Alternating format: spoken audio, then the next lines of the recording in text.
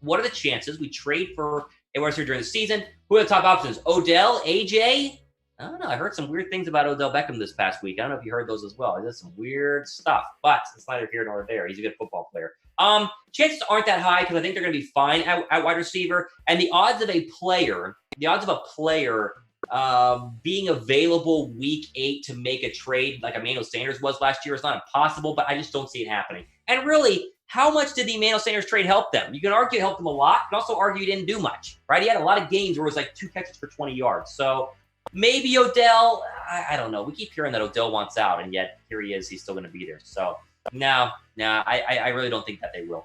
Skyler says, since this is a make or break year for Thomas, what is your realistic prediction for him this year? I'm assuming seeing Solomon Thomas and not Thomas Mott because I'm already here, right? We're already good to go. What would prediction be? I mean, just like keep the starting job would be one, right? If he loses the starting job to Javon Kinlaw, then he's obviously going to go ahead and not be re-signed, and he'll be let go, and he'll be a free agent. And maybe a change of scenery is best for Solomon Thomas, but if he keeps the starting job, you're going to have to pay him. Then you have to pay him a lot, but you have to probably give him a new contract, which is good for him and good for the 49ers because it means he played well. So hopefully he just holds the starting job, but at the same time, we all kind of want Kinlaw because we drafted him to go ahead and be the starter. So we'll see. Abel, who do you think would be the best player this year? Best player. I mean, Bosa's going to have a big year, guys. I mean, Nick Bosa is special. He's a special player. There are a lot of great players on the 49ers. There are only a few special players on every single team. Like, there are great players everywhere in the NFL, but special, Nick Bosa's special. So, I mean, I think I'm going to go with Nick Bosa. But there are a lot of great players, obviously, on this team. So, we'll see what happens. Let's see. That is a crazy profile picture. Is that a monkey? X3 says, easiest game this year. The Jets or the Giants? The Jets. Let's go with the Jets. Week 2 at the Jets. If they can't win that game, I mean, just, like, stop the whole season. If they can't beat the Jets week 2, come on. What are we doing? The Jets are terrible. Dysfunction everywhere. They don't like their GM, and their head coach is crazy. The Jets are going to be easy. The Jets are easier than the Dolphins, right? After the Dolphins, it gets pretty tough. Rams are not an easy game. Patriots aren't easy. Look at this. Packers, Saints, bye, Rams. I mean, the easiest week there is the bye week, and that's it. Maybe Redskins there in week 14. Maybe the Redskins.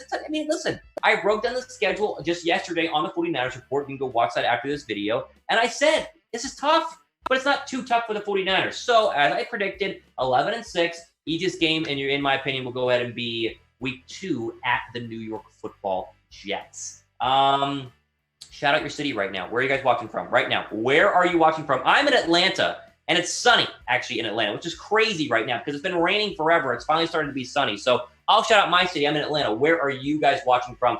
Awesome producer Dylan is in Dallas. I don't know what it's like in Dallas. It's probably hot, though. And everyone's freaking out about the Cowboys like they always do, which is ridiculous, but neither here nor there. Where are you guys watching from? Shout out your city. Let me know in the comment section. I'm going to check that right now and see where you guys are all watching from. Should be a lot of different cool places, which is pretty sick. So I appreciate each and every one of you guys all watching from a bunch of different places, which is awesome. Keep asking those questions, though. Let's see the next one. Damien says, how many total offensive yards week 1? 300, but not much more, right? Like I said, I think it's going to be a low-scoring game. It's going to take a little bit of time to figure things out. You're missing your top 2 wide receivers most likely. Don't run the ball for over 100 yards. I think Jimmy Garoppolo throws for 225, so 330. That's going to be a 400-yard performance. 330. Let's go with that. 330 yards. If I'm dead on any of these predictions, you guys all owe me a lot of money. Just put it that way. Josh says, will Ayuk have a breakout season like Deebo did his rookie year? Yes, but he has to be healthy first. He sat out of practice yesterday, might not play on Sunday. Will it be as big of a year as Deebo Samuel? I don't think so. I mean, Deebo's good. Deebo's a good player, right? And we knew that pretty quickly. We got to see what Ayuk is able to do. But they both have to get on the football field, which is more of a concern than anything else because they both sat out practice yesterday and they were not there today, leading me to believe they won't play on Sunday. Now, they can, pull a fast one on me and still play. So I don't want to see anyone tweet me saying, Thomas said they weren't going to play, and now they're playing. It might happen. They haven't been officially ruled out. I'm just saying, you don't practice Wednesday and Thursday, odds are you aren't going to play on Sunday, so we'll see what happens. Here's the monkey guy again. Look at this, X3. It's like the monkey. It's crazy.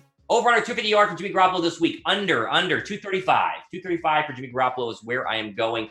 You still got Patrick Peterson on that defense. You got Budda Baker, one of the highest paid safeties in the NFL. I'm going to go ahead and go under. Listen, if I was you, I'd be betting the under on Jimmy Garoppolo for at least week 1. If you want to bet the under or any other bets regarding the 49ers, then go ahead and use our new friends at BetUS. Yes, BetUS. So, chatsports.com/bet. It's the little link down below. Put that up in your Google search.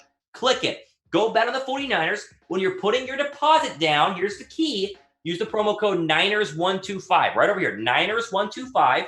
Put that in. Put down $100, and they'll make it 125%. They're going to add 125% to it, making it $225, which is crazy. Again, 125% deposit bonus whenever you guys sign up. The over/under right now for win totals is 10.5, which is ridiculous. So if you put $100 down, use the promo code Niners125 and bet the over on this prediction. In my opinion, you're probably going to win some money.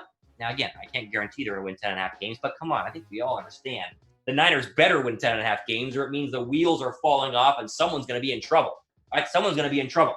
Type, again, Niners125 whenever you use that promo code at chatsports.com/bet. Bet the over here, guys. Don't be ridiculous. Bet the over. 10.5 is just embarrassing for people saying the 49ers are going to be bad this year. It's ridiculous. Let's see here.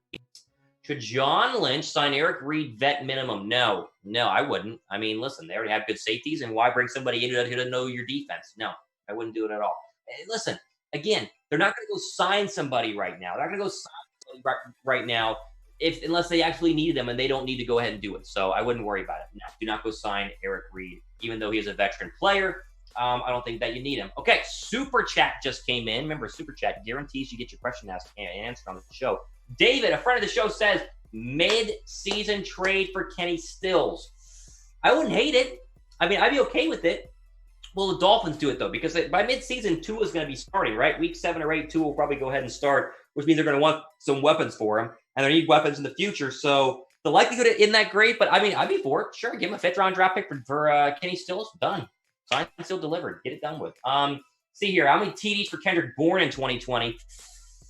I mean, over/under probably at 6. I'd say 5 or 6. Anything over that means he has a massive, massive year. I just don't see a massive, massive year from old Kendrick Bourne. But still good. 4, 5, 6. I think that's fair. Excuse me. 4, 5, 6. Yeah, I'd say so. John says best defense in the NFL. I think that they are. People keep saying Pittsburgh is. You probably noticed Pittsburgh went before the 49ers in your fantasy draft. At least they did in my fantasy drafts. Niners are top 3. That's all. Top 3 is all that matters. Top 5 is all that matters. So are they the best defense on paper? I think so, but there's some good ones, right? There's some really, really good ones overall. All right, well, listen, we're going to go ahead and wrap this video up in a second, but first, make sure you guys subscribe. Make sure you hit that big red subscribe button in the link down below, youtube.com/49ers TV. That way you guys are subbed, and that way you guys are notified whenever we drop the latest videos. More subs equals more videos. I got to get to 30,000 subs here on the channel. Got to get to 30,000 subs. Make sure you guys go ahead and subscribe down below. And guess what? If you're subbing right now, we're going to do some more questions here to round up this show. So let's keep going. Adam Rugg says, will Bosa have Defensive Player of the Year? He certainly can do it. We talked about earlier in a previous video or a previous question earlier on, could Jimmy Garoppolo win MVP? He certainly can. There are a lot of quarterbacks who have no shot this week or this year. Bosa's another one of those guys that certainly can win Defensive Player of the Year. Will he? I don't know. A lot of great players, right? You got to beat out Aaron Donald to do that, most likely. But he's going to be in the conversation. He's going to have double digits in sacks. It's going to be a fun year for Nick Bosa. This would be a good bet question right here on BetUS. Who will score the first touchdown of the season? Who am I going to pick? Mostert. How about Mostert? Mostert rushing touchdown. Over 10 yards, right? Not a goal line. He's going to be booking it. Over 10 yards. I'll say that. Raheem Mostert, first touchdown of the season. Who knows, right? I mean, I have no idea. I'm just guessing Raheem Mostert. Hey, listen. Tonight, week 1. Officially here. You guys are going to watch the game, right? Even though it's Texans and Chiefs, it's like, who really cares? But it doesn't matter. It could be Dolphins and Bills. I'd be turning this thing on, watching the entire thing. Football is here. Drop a like right now if you guys are ready for some football. Plus, week 1, if you're watching this a little bit later, week 1 on Sunday. Drop a like right now for week 1. It's been like 271 days since football, which feels like an eternity. It's finally here. Get excited because I am absolutely pumped. Couple more here. Let's see. JMG Sports says, I think the Niners will trade Solomon Thomas or Javon Kinlaw if one breaks out. They definitely won't trade Kinlaw. 0% chance that they would trade Kinlaw. Thomas, maybe, but if he breaks out, they want him on the team, right? So, no, I don't see either happening. 0% chance of Kinlaw. But other than that, probably not Solomon Thomas. No, I mean, it's just the odds of it happening. If he's playing well, then you wouldn't want to trade him. You want to keep him. If he's playing poorly, no one's going to want to trade for him, right? That's kind of the little dichotomy that happens there when it comes to trading players, at least during the NFL season. Let's see. I think we got time for just a couple more videos here. I'm going to get the next one here populated. Make sure you guys are subscribed while you're doing it. Follow me on Twitter as well, at Real Thomas Mott, right there. Follow me on Twitter. Trying to get to 3,000 followers on Twitter. Go ahead and check that out right now. Let me know. How about this? Braydon Walker says, do you think that Gimme G is in his prime? I don't know who Gimme G is, but Jimmy G is. Yes, Jimmy Garoppolo is definitely in his prime, Braydon, 100%. If he's not in his prime, then I don't know what he's in right now because he's at the right age to be in his prime. So I think I'm in my prime right now. So, me and Jimmy G have something in common. I bet me and Jimmy G are similar in age. I'm 24. Why not know Jimmy Garoppolo is? I think he's probably a little bit older than me. Let's see this next question. Matt says, who will be re-signed? Who's next to be re-signed? K1, Juice, when? The odds of them being signed during the regular season are very slim. I think you wait and see what they do this year. Same with like a guy like Richard Sherman. You see what he does. You sign him either at the very end or at the beginning of the offseason. So I'd say Sherman first and then probably K1 Williams. But depending on how much he's going to want could be an issue for San Francisco next year. But I don't know. We'll have to go ahead and wait and see. But definitely got to get somebody re-signed because they got a lot of free agents going forward in the 2020 season.